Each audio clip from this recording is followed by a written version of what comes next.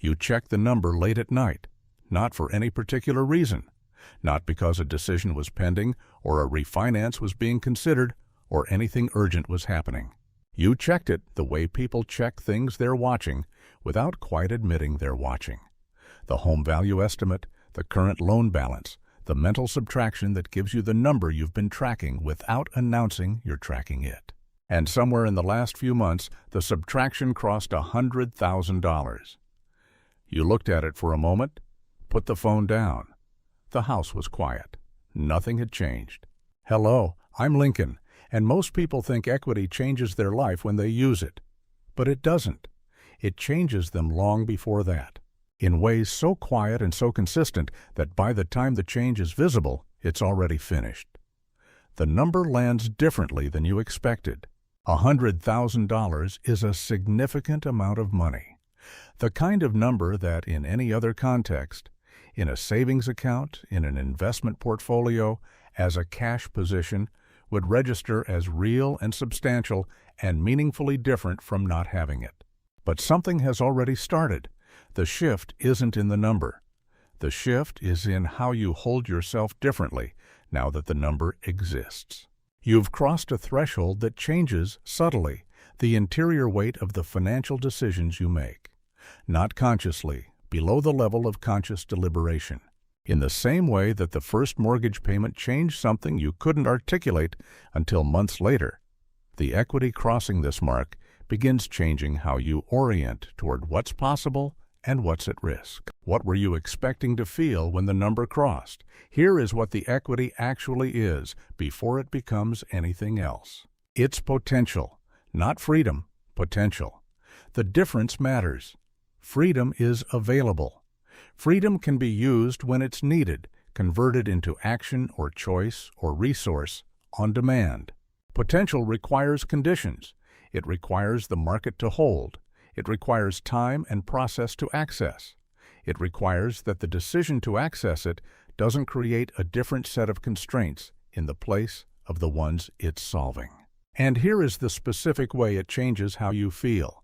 It makes you feel like you have something worth protecting, not abstractly, concretely. $100,000 of built value sitting inside the asset you live in that took years of payments and market cooperation to accumulate, and that could, in the wrong circumstances, be significantly reduced or made inaccessible. The feeling of having something worth protecting changes behavior, quietly, before you've made any decision about what to do with the equity, before you've accessed it or leveraged it or planned around it. The presence of the number alone begins to shift how you evaluate risk. Think about what changes specifically. Before the equity crossed this threshold, your financial decisions were made in a landscape that felt, accurately, like you were building toward something. The mortgage was a commitment, the payments were accumulating, but the position felt like a process rather than position. Now it feels like a position, like something has been established. And established things get protected in ways that things in progress don't. This is the shift most people miss.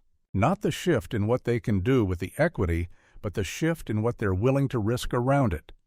The asset feels more real now, which means potential threats to the asset feel more real, which means decisions that would have been evaluated on their own merits get evaluated, additionally, against what they might mean for the thing you've built. Imagine a line. That's time. Your mortgage, running forward, year by year. Put a dot on it. That's today. That's you with $100,000 in equity looking at the line ahead. Now imagine two shapes opening from that dot. One widens as it moves right. That's the shape of what becomes possible when equity is treated as potential, held, allowed to compound in its influence on your decisions. The other shape narrows. That's what happens when equity is treated as a rival, as permission to expand, as a resource that gets converted into lifestyle before it's had time to change the actual structure of your options. Both shapes start from the same dot, same number, same house, same market position. What determines the shape is what you decide the number means. Does it mean you've built something and should protect it? Or does it mean you've arrived somewhere and should live accordingly?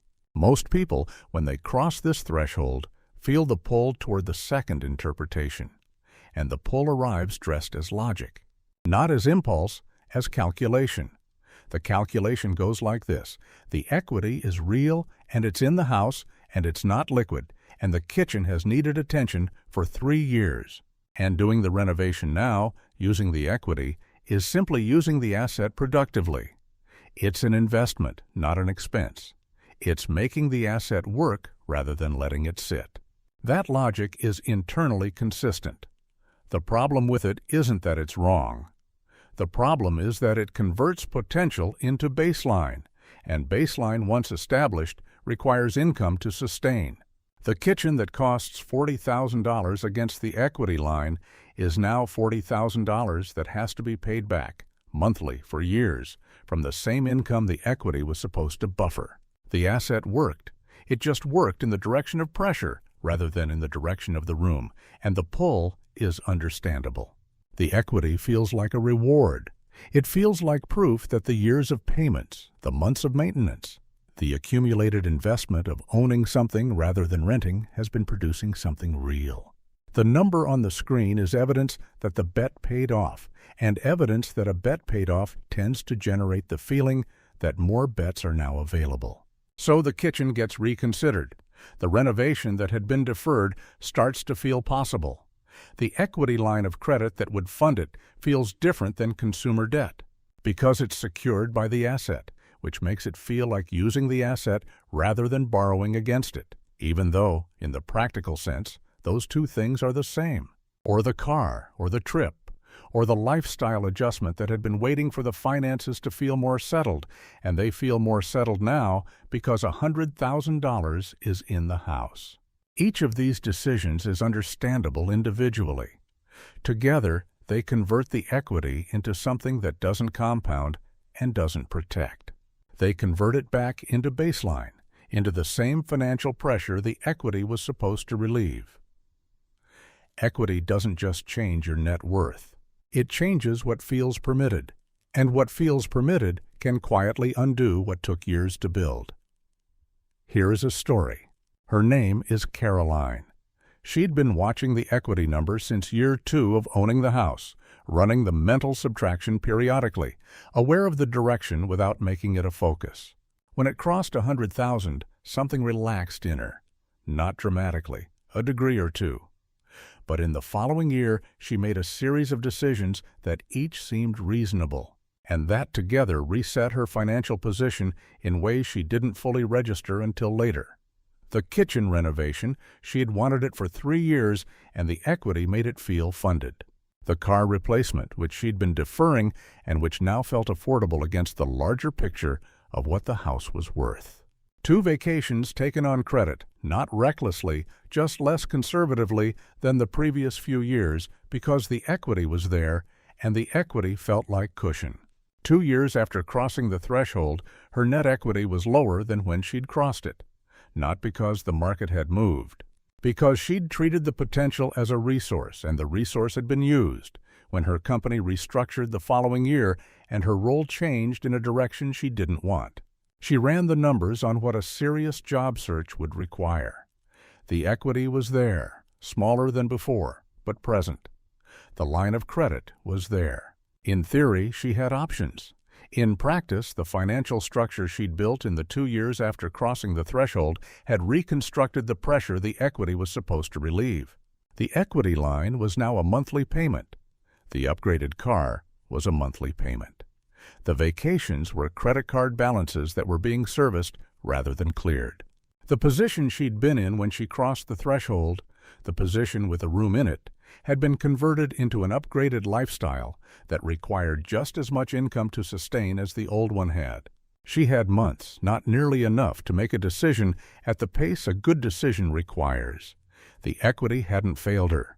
She'd spent it before it could protect her. What did you do with the first time equity made you feel like you could? Now a different version. His name is Daniel.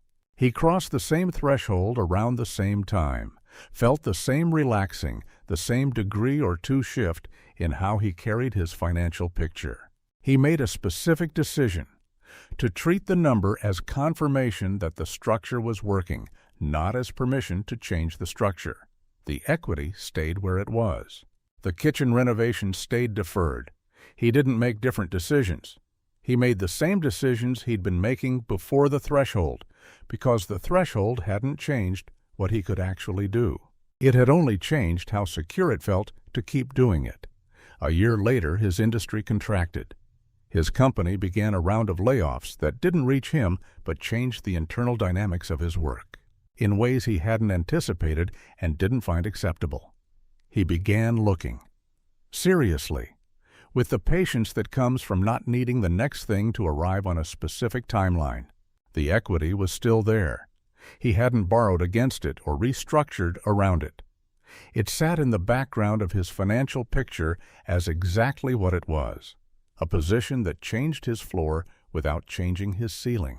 He had options he could evaluate rather than options he had to accept. The search took 7 months. The role he found was good. The decade that followed had room in it that it wouldn't have had if he'd converted the equity into lifestyle in the year after crossing. The equity didn't rescue him. It changed how much time he had to think. Here is the identity layer that sits underneath all of this. When you cross $100,000 in equity, you don't just cross a financial threshold. You become the kind of person who has built something, who has stayed in a commitment long enough for it to produce something real, who has a position, not a liquid position, not a spendable position, but a real one. That changes the structural weight of your financial life. And the person who has built something tends to protect it, not as a decision exactly, as an instinct. The same instinct that made the accumulation possible in the first place, the willingness to hold, to stay, to not convert the future possibility into present consumption, becomes a characteristic of how that person moves through the world. You didn't just build equity. You built a version of yourself that protects it. And that version, careful, patient, more attuned to the long view than the short one, is both valuable and, in certain moments, limiting. It's valuable when protection is the right instinct. It's limiting when the right move requires accepting uncertainty, tolerating disruption, saying yes to something that temporarily reduces the position in exchange for something the position can't buy. Knowing the difference is the thing that equity can't teach you. The equity just sits there, changing the stakes. What you do with the changed stakes is still yours to decide. But the person you've become in the years of building it has opinions. That person has learned to value the long position, the patient decision, the choice that preserves optionality over the choice that converts it. That person is useful to have available. And that person also has blind spots.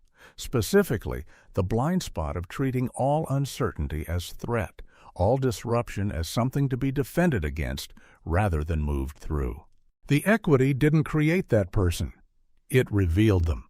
The commitment created them. The equity just made their instincts feel more important than they sometimes are. 10 years from now, the equity will be larger, probably significantly. The market will have continued doing what markets do over long periods, and the payments will have continued, reducing the balance. And the number that felt significant when it first crossed 100,000 will have become a different number entirely. What will be harder to trace from that distance is the shape of the decade that happened inside the equity. Whether the threshold was treated as a foundation to build on or a resource to draw from. Whether the financial structure it represented was preserved and allowed to compound its influence on your options or converted into lifestyle and rebuilt from scratch. Both of those decades are entirely possible. Both begin from the same dot on the same line. Both end at a different place.